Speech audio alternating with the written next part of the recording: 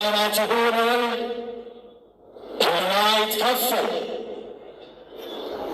ዮሐንስ አፈወርቅ በቅዳሴው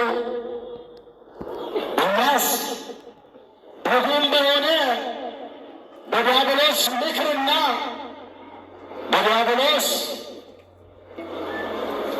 ንግግር በዲያብሎስ ምክር ትእዛዙን ባፈረስን ጊዜ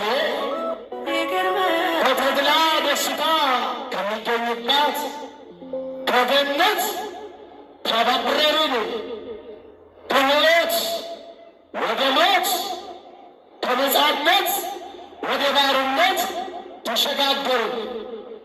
ወንተሰ ኢተሃየነ አላ መሐረነ ወተሳሃለነ። እርሱ ግን በቸርነቱ ብዛት ጠፍተን ወድቀን ሞተን እንዳንቀር ተሳሃለነ፣ ይቅር አለን፣ ማረን፣ ራራልን፣ አሰበን፣ ስለ እኛም ቆሰለልን።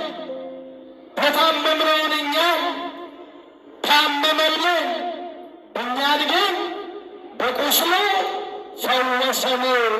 ክብር ምስጋና ለስሙ ይሁን።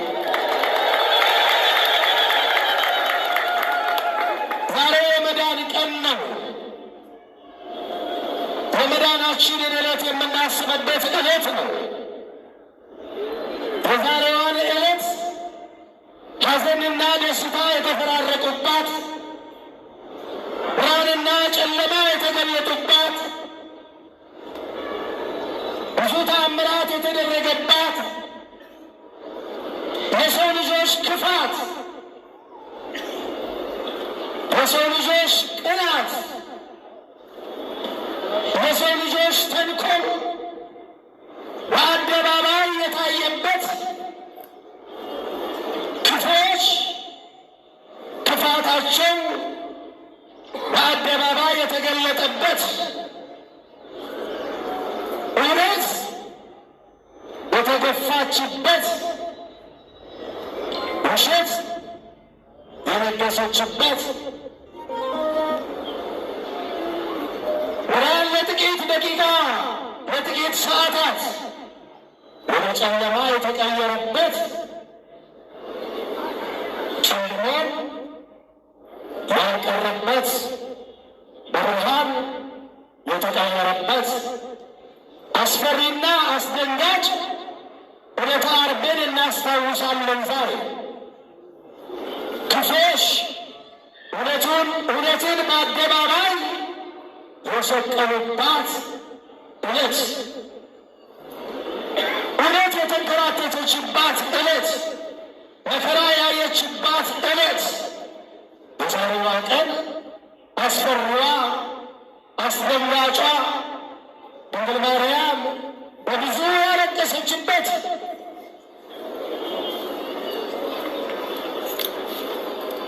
ሐዘንና ደስታ የተፈራረቀባት፣ መዳናችንን ስናስብ የምንደሰትባት፣ የጌታን መከራ ስናስብ ደግሞ የምናለቅስበት፣ የምናዝንበት፣ የምንጨነቅበት ዕለት ነው። የዛሬዋን ዕለት ስናስባት ይህ ሁሉ አልፎ ባሉ መከራ፣ ባሉ ስቃይ፣ ባሉ ግርፋት፣ ባሉ መጎስቆር አልፎ ባርነት ወደ ነፃነት፣ ሞት ወደ ሕይወት ተቀይሮ ነፃነታችን ታውጆ ስማችንን በስሙ ቀይሮ ክርስቲያን አሰኝቶን